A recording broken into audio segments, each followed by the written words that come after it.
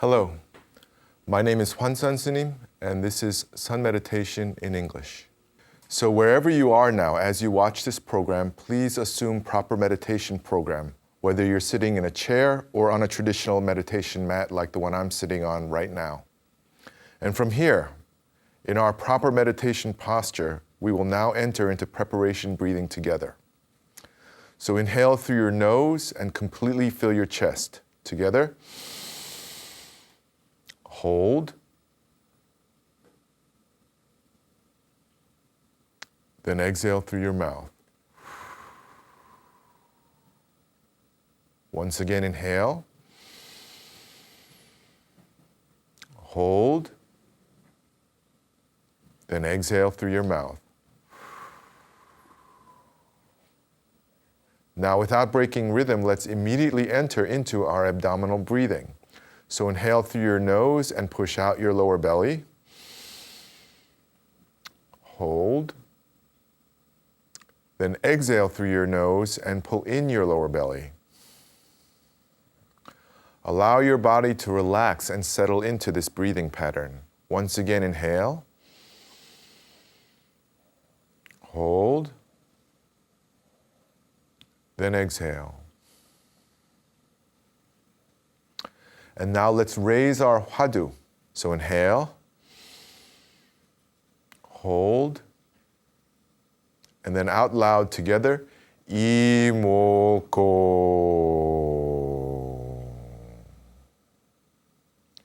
Imoko, this, what is this? When I think a thought, what is it within me that generates that thought?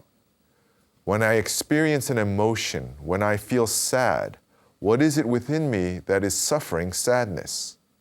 When I feel joy, what is it within me that delights in that joy? What is this that asks, what is this? With the utmost sense of sincerity and authenticity and urgency.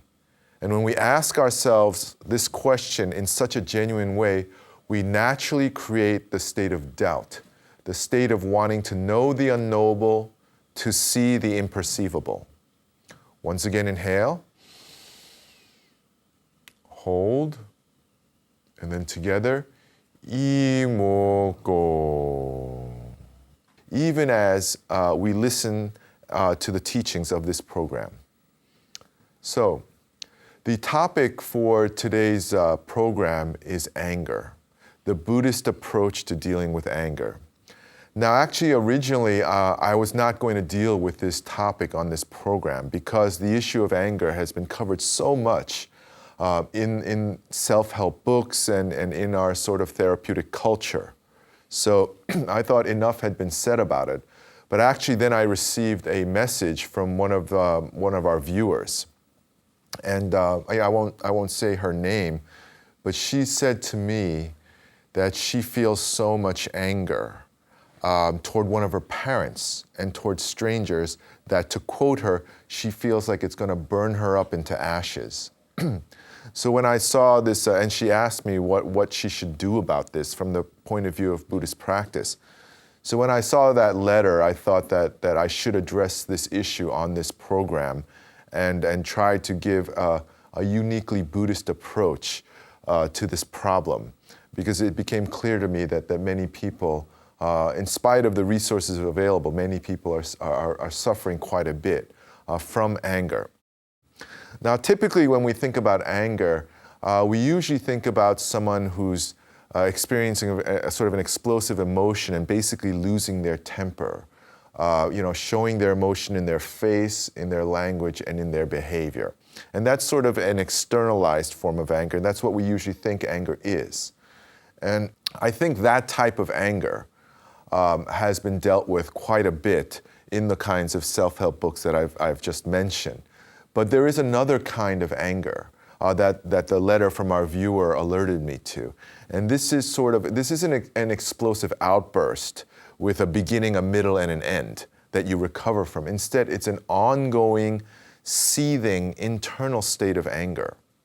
It's like you're on low boil all the time. And when people experience this kind of anger, they eventually grow skillful at hiding it.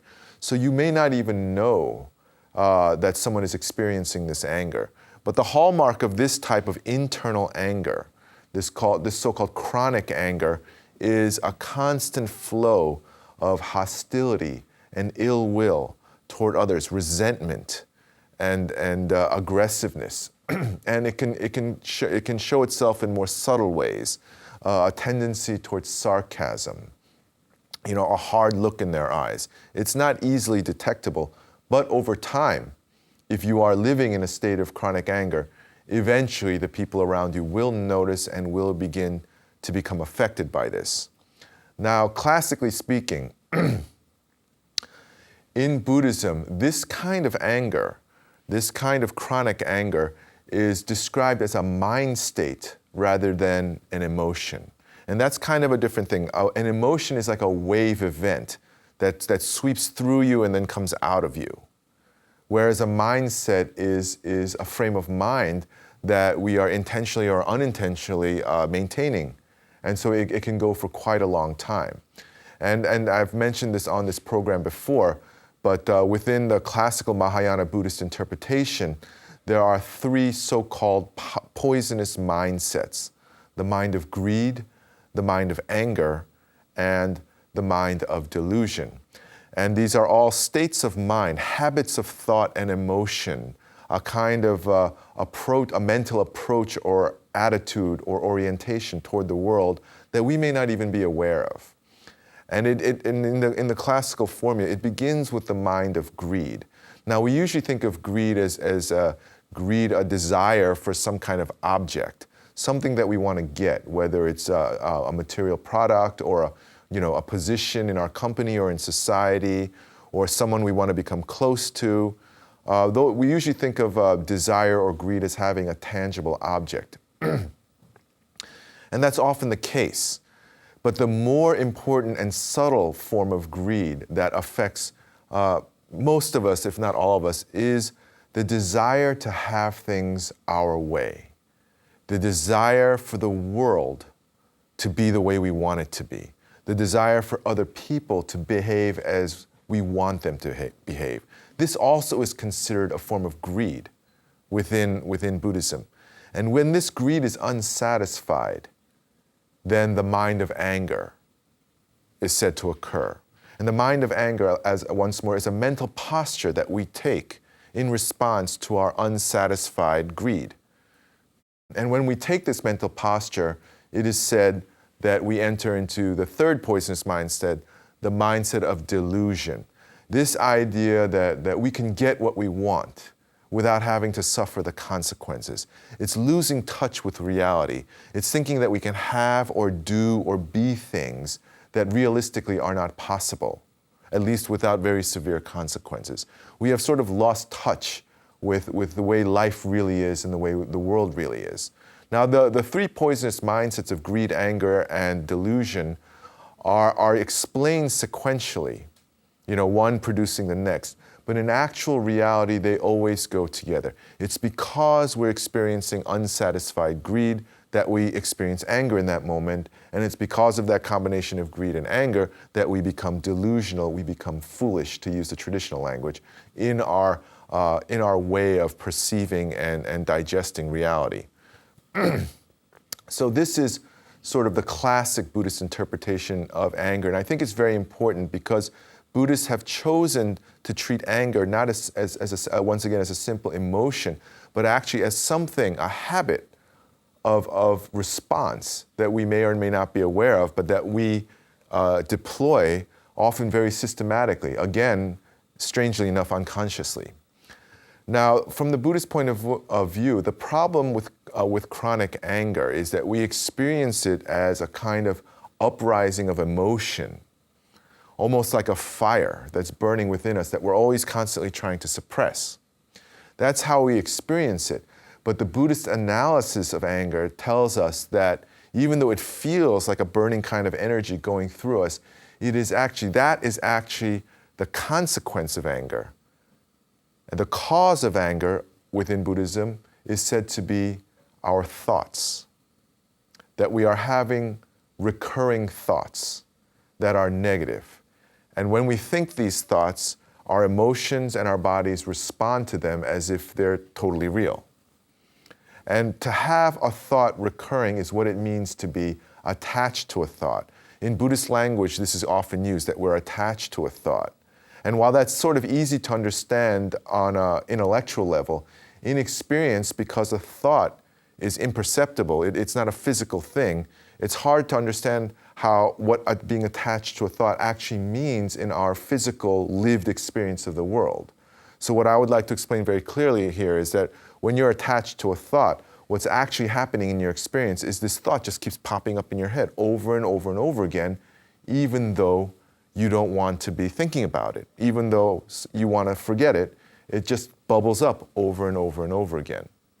So the classical Buddhist approach is, if you want to get rid of the mindset of anger, you have to get rid of the thought that's creating that emotional response and mindset of anger. To use a metaphor, if you have a burning flame, the Buddhist approach is to remove the fuel source, the thought that's creating the fire, and then eventually the fire will go out. Now, in current popular spiritual culture, meditation is often packaged and presented as a cure to anger. And definitely it has a therapeutic effect on anger, but I think that's a little bit misleading. And what we often find among first-time meditators is, like, I'm meditating all the time, but I still get angry. I still lose my temper. I still get really upset. The meditation is not getting rid of the anger. And the reason why I think that people experience that frustration is because meditation alone, it's not a magic formula that will simply make anger disappear. If you cut off the fuel source to a fire, the fire will continue to burn for a while before finally sputtering out. Now, you may get to a point in your meditation, if you've been meditating for a while, where when you get angry, you breathe in, hold, and you breathe out and do the hwadu, and what you may experience is a sudden rush of emotion and energy coming out of you, and it will feel like air coming out of a balloon, and suddenly the anger is out of your system. And then you'll feel like, oh, the meditation worked, it got rid of the anger. But it's only actually a temporary cure. What you've done is you've temporarily removed the symptom. And what even intermediate and long-time meditators find is that after a little while, again, the anger-provoking thought pops up again. So what we're looking for is a more permanent solution to the problem of the poisonous mindset of anger. And this is a very, very important thing that we need to consider here because anger is such a troublesome problem. One thing that I would like to advise is that when you're angry, don't try to sit right away in meditation if you're not a very experienced meditator. Because what's happening when we get angry is that we're getting ready on some physiological level for very intense physical action. As animals get angry in preparation to fight, to defend their territory or to defend their lives or whatever. And because we have animal bodies, in a sense, when we get angry, our bodies are primed for intense physical action. Under those circumstances, it's extremely difficult to sit still. So the better strategy in terms of overcoming a moment of anger is to first engage in vigorous physical activity. Now, if you live in a monastic community or are part of a Buddhist religious community, one of the very traditional strategies is that you go up to the Dharma hall and you do 108 prostrations. You do the bowing, and what that does is you can use up the energy and kind of calm your body down. Another more modern solution might be to go for a run or to work out. Do some kind of intense physical activity. Clean your house. Something that uses up physical energy. And then after that, when your body has settled down, then you go into meditation, and what you'll find is that you're very quickly able to attain a level of inner clarity and stability, which is very, very helpful for assessing our situation and thinking of what the right thing to do next is. So that's sort of a temporary solution to anger, but it's very effective, and it's very useful and practical in our daily lives. But nonetheless, we will find, even when we do that over and over and over, the problem of chronic anger remains. We feel the seething kind of resentment and hostility and ill will. We don't even know what it's directed at sometimes. There seems to be this accumulation of negativity within us that just never dies down.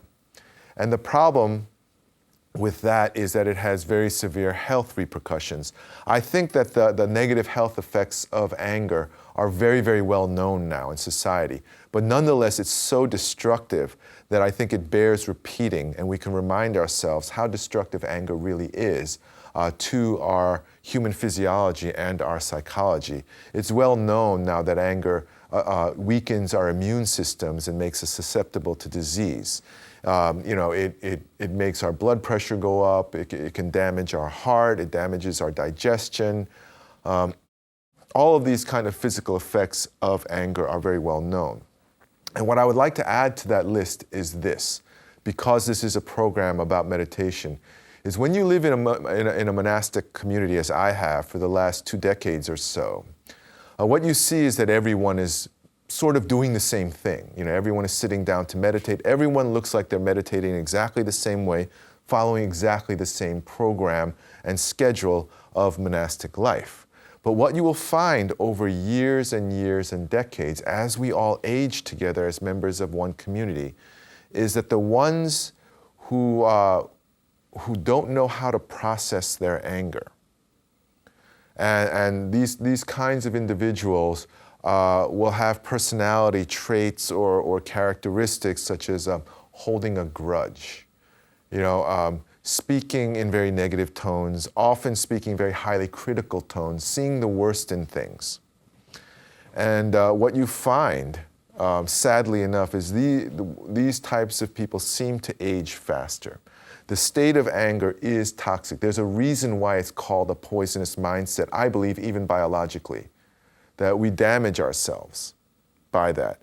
We may be sitting in meditation exactly the same way, but we are not processing that recurring anger-provoking thought in the same way, and it becomes clear over the years.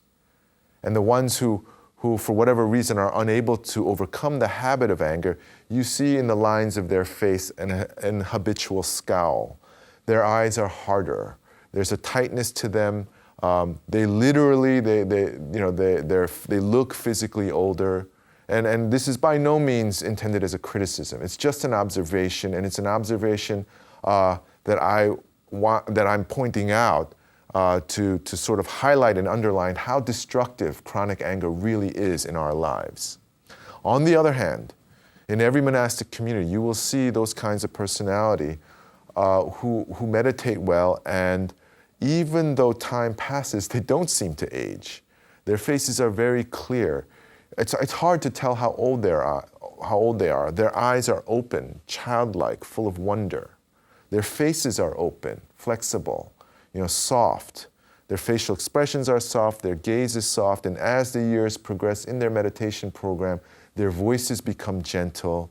Their presence is quiet even when they're talking a lot. They look young, no matter how much time passes. They look hopeful. And it stands in stark contrast to those who have had difficulty with anger, who seem pessimistic, less hopeful about the future, very down, very sad. So this is something that we can observe even in a monastic community. And what this observation, I hope, will inspire within us is the realization that when we meditate, we have to be very honest in our meditation. Meditation doesn't mean that you're just sitting still and doing the breathing. Meditation takes place in our inner world. Nobody can really tell what's happening in our minds when we meditate, whether we're truly meditating or not.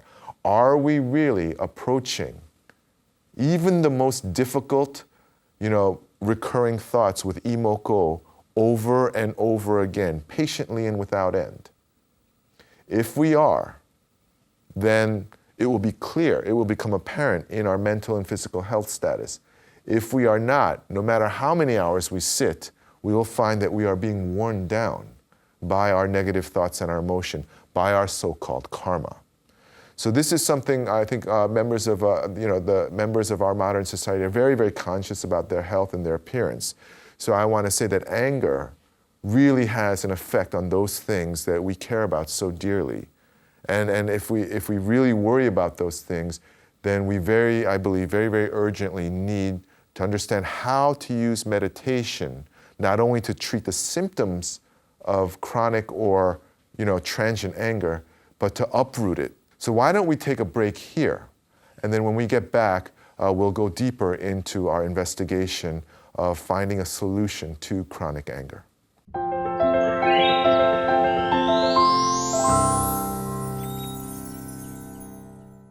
And we're back. So once again, the topic is how can we use meditation to deal with issues of chronic anger. And before going deeply into that, in more detail, I would like to first address this strange characteristic that anger has. The thing about anger, being in a state of anger, is that it is very obviously a state of pain. We can't sleep. We can't eat properly. It feels physically like there's something burning inside of our chests. It affects us in the worst way, and yet strangely, somehow we can't let go of it. And this is a very odd thing, because if you were holding a hot potato in your hand and it was burning you, you would reflexively let go of it. And yet with anger, why do we hold on to our anger, even though it hurts us so deeply and makes us so vulnerable? And I think that this strange quality of anger, this strange way that it has of making us get attached to it, is something that we really deeply need to understand before we can undertake any kind of strategy for eliminating chronic anger. And I think there are many ways, there are many different kinds of explanations for why anger is somehow attractive to us, that why we become attached to it. But I think from the Buddhist perspective, the Buddhist analysis of it suggests that when we become angry, what's happening is that our sense of self, our attachment to ourself, our self-centered focus becomes enormously magnified. We feel that the boundaries of our self have been trespassed, have been violated, and that sort of switches on our whole system of understanding and taking care of protecting and asserting what we consider to be our self. So what that means in the terms, and that's a very theoretical explanation, what that means is that what anger allows us to do is to become very, very simplistic in the way we think and in the way we emotionally process a situation. When we're angry, things suddenly become just black and white, good and bad. Suddenly, I am simply the victim of a wrongdoing. And the person who's made me angry, or the situation which has made me angry, is now the villain, the perpetrator, the criminal. They are bad, and I am good. And it's such a simple way of thinking that it invites us to let go of the kind of restraints that we normally impose upon ourselves. We start to justify thinking that we're now allowed to be horrible to this person, to behave badly, because they've been so bad to us and we have been victimized. We start to think that we have the right to now let go of the normal ethical constraints on our behavior. For an unenlightened mind, we are always trying to force ourselves to think of others as well as ourselves. The nature of the unenlightened mind is to always constantly be thinking of itself. When we're angry, we feel like we no longer have to be that polite. And so what I would like to suggest is that becoming angry, anger is sort of like a regression. We're falling back into a very, very immature, childish, even narcissistic, primitive state of mind. And in that state of mind, I am the center of the universe. And everything in this universe is judged and evaluated in terms of how it affects me.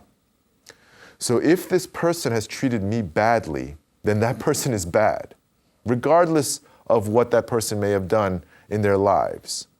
And in that moment of anger, we're so childish that if even the Buddha were to do something bad to us, in spite of the fact that the Buddha has helped so many people and has given, us a teaching that, for the endless future will give all people, access to the path to enlightenment. In spite of all the good things that the Buddha may have done, he was bad to me, and therefore he is bad. This is a very primitive state, and what it does is it releases us, and it allows us to engage our fantasies of revenge and payback. And those kind of fantasies, this feeling that we're now justified to do anything that we want, can be very, very exhilarating. It has its own sort of perverse or twisted pleasure about it, and it can become very addictive. When we're angry, we feel entirely justified. We feel real and authentic, and we feel like everything is supporting our existence. And so anger, even though the state of anger is painful, these side effects we may feel to be attractive. And so in this way, we keep coming back to the thought of anger because it inflates our sense of self over and over again. And it's that we find so attractive and that we become so attached to that we just sort of begin to enjoy our anger in spite of the fact that it's actually harming us. And that is the very nature of addictive behavior. So the classic religious solution in not only Buddhism, but in all of the world religious traditions to dealing with anger has always been, and may well always be, forgiveness. Now, when I say forgiveness, it doesn't mean that we're taking this attitude like, you clearly did something bad to me, but I'm such a nice person and I'm a spiritual practitioner that I'm going to pretend that that never happened, but you owe me one. That's not forgiveness. That's trading in the pleasure of anger for the pleasure of feeling superior. Okay? Forgiveness is also not simply accepting someone's bad behavior because I'm trying to become a bodhisattva, because I'm trying to become a saint. It's not an act of martyrdom or self-sacrifice. Okay? These are very emotionally charged ideas that we have about forgiveness. But what I would like to suggest from the Buddhist perspective, that forgiveness is something entirely different. It's not a yielding to the situation. It's not simply giving up and letting the world or this other person have its way with you. The thing with forgiveness within Buddhism is it's an act of insight, meditative insight. You have to see clearly what the situation is. When someone seems to be behaving badly to us, we have to understand, we have to perceive within our own experience, not at the theoretical, intellectual, doctrinal level, but in our own experience of perception and insight, we must clearly see the roots of their behavior. And within the Buddhist context, all negative behavior comes from our karma. Karma in a modern context to be understood as the sum total of our unconscious, self-defeating habits of thought, emotion, speech, and action.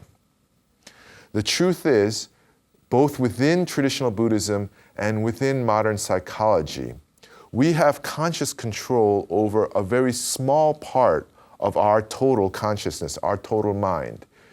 Both the Buddha and all of the great spiritual leaders of the ages, and now modern psychologists, beginning with Freud and Jung, have all observed the same thing, that most of our mental activity, most of things that motivate our behavior are beyond the pale of our conscious awareness. They affect us without us being aware of it. And what we need to do is, through meditation, enhance our power of observation, awareness, and attention so that we can pierce the surface of behavior and action to see the roots of that behavior. And when we understand that it is pure negative dysfunctional habit that is causing this behavior and this situation, we don't take it so personally. It's harder to react with anger. And the reason why we react less with anger is the key to understanding the root of someone else's negative behavior is to remember our own worst moments. To think clearly within ourselves at our worst. It can be something trivial. We say something impolite or rude or subtly, cynical or sarcastic to someone, specifically just to get them upset, just for the fun of getting them upset. Moments when we are spiteful or selfish or abusive that we don't realize is happening in the moment, but that we can clearly remember and understand later. And when we can remember those moments, we come face to face with the nature of negative behavior, that it is so often automatic and uncontrolled. Some modern spiritual leaders say that when we're engaging in self-defeating negative behavior, it's actually a state of insanity. We're engaging in behavior that we know will not produce positive results. We know it's going to hurt our relationship with somebody. We know it's going to worsen the situation. It's not good, and yet we're doing it anyway. So some spiritual leaders in this day and age will say that's the very definition of insanity. Others will say it's unconscious, that in that state, we're sort of overtaken by past habits. Our mind is clouded, and so we're just doing this without even fully realizing it. From the Buddhist perspective and from the perspective of meditation, what we find is that when we're behaving at our worst, we're almost in a kind of dream state. We're sort of aware of what we're doing because we do it intentionally, but we're not thinking about the consequences. We're certainly not thinking about what's going on in that other person's heart and mind. We're just sort of vaguely observing the situation, just as we do when we dream in our sleep. We're aware of the dream, we're watching it unfold, but it also seems somehow out of our control. And when we can see that within ourselves, when we see that that's how we are, then we will understand that that's what's happening when they're behaving that way. We see in the behavior of others that angers and hurts us so much, really the reflection of ourselves at our worst. We see the worst version of ourselves. And when we do that, what we feel instead of anger is shame and regret and sorrow and finally compassion. We know what's happening in that other person. We know because we've done the same things. And this is the first step to breaking our habit of reacting with anger, of using anger to cope with a situation, the condition of chronic anger. And what will happen through this act, which in traditional religious language, through this act of repentance that leads to insight-based forgiveness, is that we will begin to feel compassion and modesty and humility and finally hope. We will begin to realize that this is a situation neither of us should be in.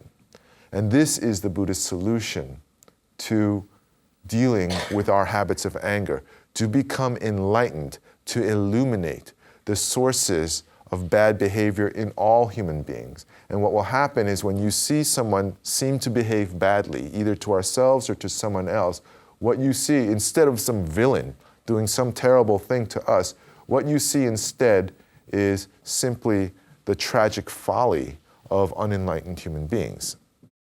And what this allows us to do is to transform the energy of anger. As I said before, meditation isn't a magic trick that will let you simply make anger disappear. And the rule of physics in this universe is that you can't remove or eradicate energy. You can only change it from one form to another. So that's what we're going to do with the energy of anger. And when you have the feeling of compassion and hope that forgiveness brings, it changes the energy of anger. It changes the energy of anger into a positive energy meant to be used to solve problems. This is when we identify what the energy of anger is originally meant to be. It is meant to be the energy of courage to change a solution. And this courage is based on the humble realization that all of us unenlightened people are in the same boat and behave in the same way over and over and over again. And when we gain this courage, and when we're sort of energized by this hope and determination to change the situation, then we will go from a posture of aggressiveness and hostility to assertiveness. Now, a lot of people, I think, have trouble trying to distinguish between assertiveness and aggression. But very simply put, aggression is when you try to target some other person and try to intimidate them into behaving the way that you want them to. Assertiveness is something entirely different. It's a peaceful and nonviolent approach to a situation. It's simply clearly and openly stating your intention to solve a problem. And you target behaviors and processes rather than actual people. You're not going in there to neutralize someone. You're trying to change something. So it may look similar, and the words may seem similar, but the entire approach is completely different. When you're acting out of aggressiveness and hostility, the tendency is to try to get revenge, get payback. We think we're getting justice, and we want to get back to the way things used to be. It's entirely different when you're in a state of assertiveness, when you're driven by courage and hope. When you're driven in that positive way, instead of seeking payback and justice, what we want is growth and development. Instead of going back to the way things we used to be, we want progress to a better situation. It's totally different. And in this way, we'll slowly learn to transform our habit of continuously entering into the mindset of chronic anger. What we'll learn to do is instead develop, learn, and train ourselves in the habit of insight-based forgiveness, learned through meditative practice. And so slowly we'll replace the poisonous mindset of anger with a healing mindset of insight-based forgiveness. And this will create a permanent transformation in our consciousness, which will allow us finally to escape the clutches of the habit of chronic anger. Now, recently, in my last meeting with my teacher, Sun Master Songdam, he shared, suddenly out of the blue actually, he shared a teaching with both myself and my fellow attendant. Out of the blue, he suddenly said, "Nobody in this world is perfect.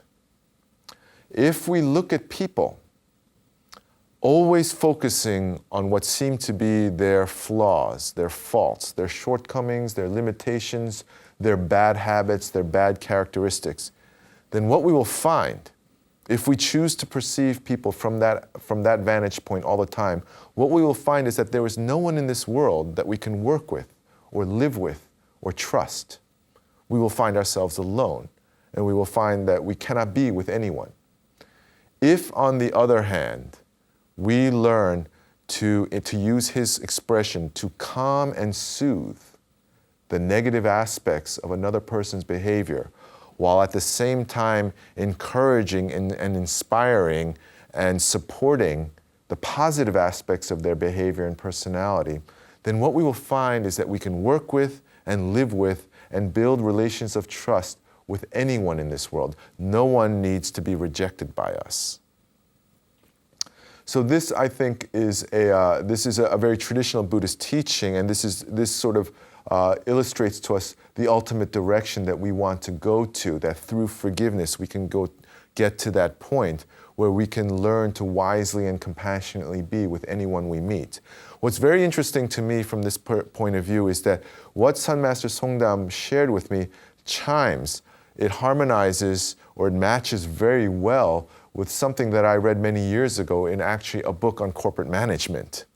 And in this book, what happened was that the top managers in American corporations were gathered and given an interview, and they were asked certain questions. And one of the questions they were asked is, if two people come to you looking for a job, if they apply for a job with you, and one of them has, pretty good ability, but they have a wonderful personality. They get along with everyone, they don't hurt anyone, and everyone likes to be with them. That's one applicant. And the other applicant is the opposite. They have a terrible personality. They're offensive, they're rude, they cause conflict where they go, but they possess a really rare and outstanding ability in their job. Which would you choose? And the managers, without exception, chose the latter. They chose the troublesome personality who has a rare talent. And the answer they gave is this: the reason why I choose this person is because as far as his or her difficult personality is concerned, I'll take responsibility for that. I'll find a way to manipulate the environment or the situation or the relationships so that those negative aspects are neutralized. And therefore, his or her gift, his or her talent will not be wasted in this world. So it's very interesting that both Sun Master Songdam and the top managers of American corporations agree on how to approach people, even though the goals of the work are so very, very different. This, I believe, is where forgiveness can take us. And one of the things that I found most interesting in my years under Sun Master Songdam was this. I always believed that if you meet a great religious teacher, that under him or her, there would be great religious students, great disciples, and great followers. But what you find instead is around a great spiritual leader, you find an enormous variety of personalities. Yes, there will be some great disciples, but then there are some people you wonder, why are they in a religious setting at all? They seem to have such problematic behavior. And you know, as many beginners are want to do, that we may judge them. And we may think, well, why are these kind of students with this great religious leader? And what we find over time is that we've been looking at the situation backward. It's because he or she is a great spiritual leader that he or she can teach such a wide variety of people, even those who are seemingly most dysfunctional and most problematic. This spiritual leader has the compassion and insight to see what's good in that person and the skill to alleviate, to use Sun Master Songdam's words, to calm and soothe the more problematic aspects of their behavior and personality. So this is the direction that the Buddhist teachings point us in. We are not intended to become followers of the Buddha all our lives. We are intended to become enlightened Buddhist teachers in our own right. And if we want to do that, if we want to achieve our full spiritual and ethical and conscious potential, then we need to learn how to escape the trap of chronic anger through forgiveness. Now, having set this very idealistic goal in mind, I would like to sort of counterbalance that, because remember, we're talking about an enlightened Sun Master and, of course, the top managers in American companies. Most of us, as beginning meditators, do not have that level of internal mental and emotional regulation or that level of social skill. So as the final sort of story that I would like to share on today's program, I would like to share a very well-known Buddhist story.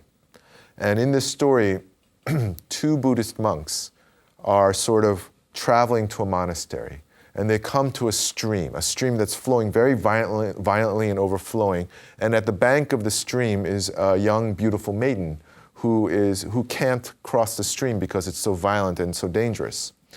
So the first monk, who's very concerned with his precepts, and this being another day and age, simply ignores the woman and crosses the stream.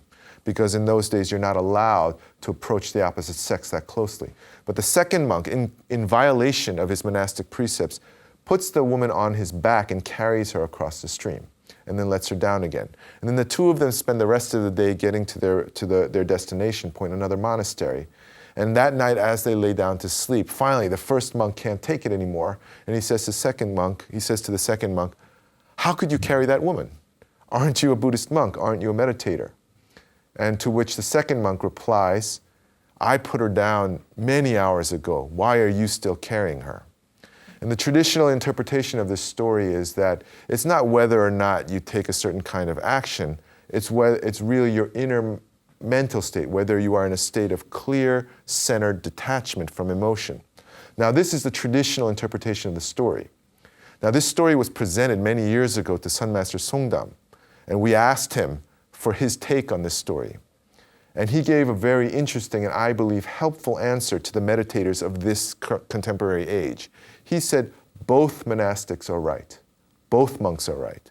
The first monk is not at a level of practice, is not at a level of meditative skill that he can handle that kind of situation. He'll be mentally and emotionally troubled if he carries that woman across the stream. So he has judged his own level of ability very accurately. He has crossed the stream, and the woman, has to do what she has to do. The second monk has the ability to do it. So he too has judged accurately his own level of spiritual and ethical development, and so he chooses to carry the woman across the stream. And the reason why I share this story is this. The ideal is that when we deal with people, we learn forgiveness, we learn how to calm and soothe what's negative in them and bring out what's positive in them. But that is a demanding skill. So what we need first to do is to be very honest with ourselves. If we are beginners, if we don't yet have that meditative and social skill, then be like the first monk, move on. But if we do, if we have come to a time in our lives where our skills, our inner growth has matured to the point where we can deal with what other people would think are very problematic personalities, then by all means, carry the woman across the stream. Carry the situation, take responsibility. Ultimately, the choice is up to us. It depends on our own wisdom and insight. And that wisdom and insight, in turn, depends on how well and how diligently we practice our meditation. So I think the time is up for today. So once again, I will thank all the members of our studio audience for participating, and all of our viewers at home also for participating. And I will close once again with the traditional Buddhist greeting. May we all attain the Buddha.